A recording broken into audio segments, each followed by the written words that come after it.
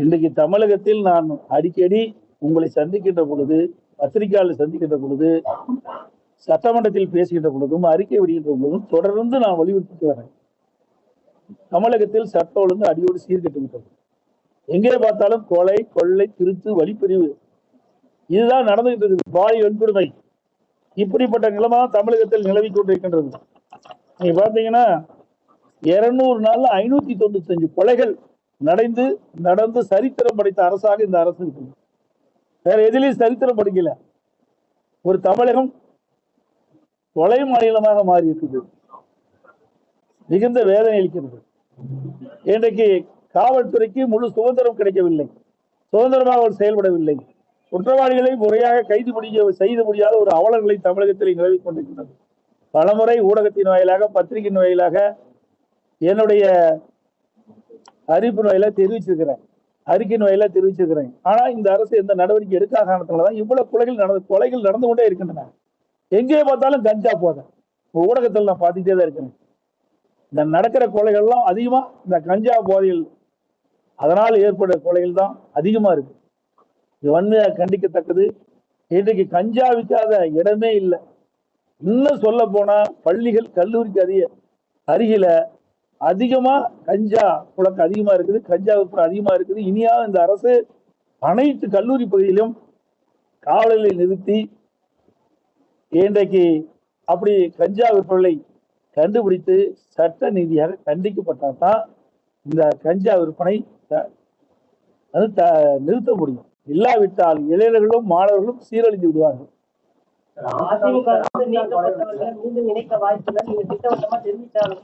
பல முனைகளில் இருந்து இந்த ஒருங்கிணைப்பு ஒழிச்சுக்கிட்டே இருக்கு. சசிகலாவோட சுற்றுப்பயணம் ஒரு பக்கம் நீங்க தான் ஒழிச்சிட்டு இருக்கீங்க. யாரும் ஒழிக்கல. யாருக்கிற ஒளி சொல்லுங்க, யாருன்னு பேரை சொல்லுங்க. யாரு ஒழிக்கிறா? அவருதான். அவரு போனவரை பத்தி ஏங்க கவலைப்படுறீங்க? நீங்க அவர் சொல்லிட்டே இருப்பாங்க. எங்களுக்கு அதை சொல்ல வேண்டிய அவசியம் இல்லை.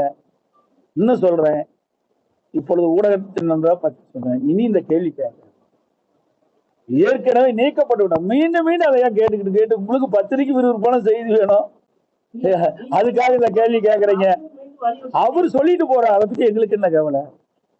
என்ன சொல்ல, நிறைய உதாரணம் சொல்லலாம், சொல்லக்கூடாது. யாருக்கு என்ன அது சொல்லக்கூடாது. ஆக அவர் சொல்வதற்காக நாங்க பதில் சொல்ல வேண்டிய அவசியம் இல்லை.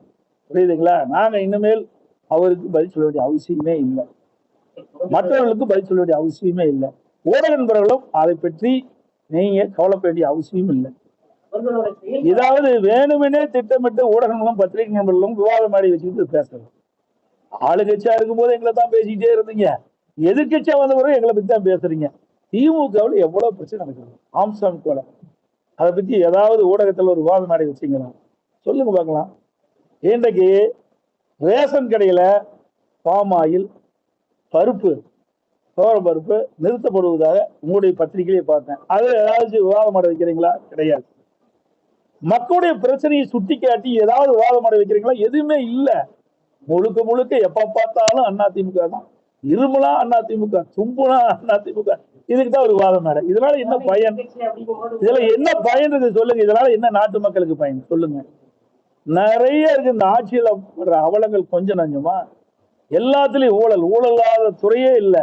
அதையெல்லாம் எடுத்து போட்டு விவாத மேடையில விவாதிச்சா இந்த அரசுடைய கவனத்துக்கு போனா, மக்களுடைய கவனத்துக்கு போனா இது ஒரு பயனுள்ளதா இருக்கும். அதையாவது மேல் செய்யுங்க. ஏன்னா ஊடக நண்பர்களும் பத்திரிகை நண்பர்களும் தர்மத்தின் அடிப்படையில் செயல்படுங்க, நடுநிலையோடு செயல்படுங்க.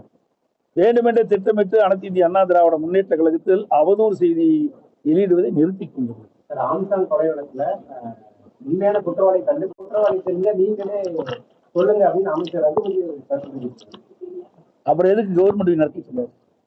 உண்மையான குற்றவாளி நான் கிடைக்கப்பட்டிருந்தா அப்படின்னா திறமையற்ற அரசாங்கம் தானே அர்த்தம்.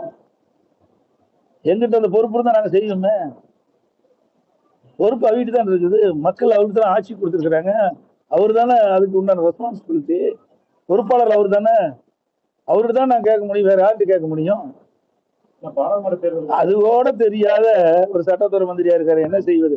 ஆட்சி அவங்க கையில் தான் இருக்குது, அதிகாரம் அவங்க கையில் தான் இருக்குது, காவல்துறை அவங்க கையில் தான் இருக்குது, சட்ட ஒழுங்கு பராமரிக்கக்கூடிய சூழ்நிலை அவர்கள் தான் இருக்குது.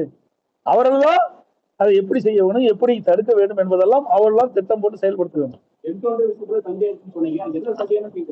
நான் ஏற்கனவே சொல்லிட்டேன், தெளிவா சொல்லிட்டேன். என்கவுண்டர்ல அவர் ஏற்கனவே ஓடி போனதால சுத்தங்கிறாங்க. அவர் தானாக முன் வந்து சரணடைஞ்சிருக்கார். அவர் காது கேட்கலாம், மறுபடியும் சொல்றேன், தொலைக்காட்சி வாயில நான் ஏற்கனவே வேலூர்லயே சொல்லிட்டேன். தானாக அவரே வந்து சரணடைஞ்சிருக்கார், கை செய்யல. அப்படி தானாக சரணடைந்த ஒருவர் எப்படி தப்பிப்பார்? ஒன்று. இரண்டாவது, ஒரு கொலை குற்றவாளியை அழைத்து செல்கின்ற பொழுது பின்கை விட்டுதை விலங்கட்டுதான் சொல்லுவாங்க. இதையெல்லாம் நடைமுறை. ஏன் இதெல்லாம் பின்பற்றல? ஏன் பின்பற்றல? ஏன் வேண்டுமென்றே திட்டமிட்டு என்ன பிரச்சனைன்னு நமக்கு தெரியாது. இதை கேட்டா அவள் ஏன் இவ்வளவு கோபம் பொத்துக்கிட்டு வருது? இதையெல்லாம் முறையாக காவல்துறை செயல்படுத்தணுமா இல்லையா? இதையெல்லாம் அதிமுக ஆட்சி வந்த பிறகு தோண்டி எடுக்கப்படும். அப்ப சட்டமன்றத்துக்கு தெரியும். 23 பாராளுமன்ற தொகுதிக்கு உட்பட்ட கழக பொறுப்பாளரை அழைத்து அவரிடத்திலே கலந்து ஆலோசனை கூட்டம் நடைபெற்றது. அந்த ஆலோசனை கூட்டத்தில் அற்புதமான கருத்துக்களை தெரிவித்திருக்கிறார்கள். அடுத்து வருகின்ற உள்ளாட்சி தேர்தல், அடுத்து வருகின்ற சட்டமன்ற தேர்தலிலே நாம் எந்தெந்த வழியிலே நாம் தேர்தல் பிரச்சாரத்தை, தேர்தல் யுத்திகளை கையாண்டால் வெற்றி பெற முடியும் என்று அரிய கருத்துக்களை தெரிவிச்சிருக்கிறாங்க. அதையெல்லாம் தலைமை உன்னிப்பாக உள்வாங்கி அதற்கு ஏற்றவாறு அடுத்து வருகின்ற தேர்தலிலே செயல்படுத்தும். பாதகம் செய்பவரை கண்டால் நாம் பயங்கொள்ளலாகாது பாப்பா, மோதி மிதித்து விடு பாப்பா, அவர் முகத்தில் உமிழ்ந்து விடு பாப்பா. அண்மை செய்திகளை உடனுக்குடன் தெரிந்து கொள்ள இணைந்திருங்கள் இயம்நாடு தொலைக்காட்சியுடன்.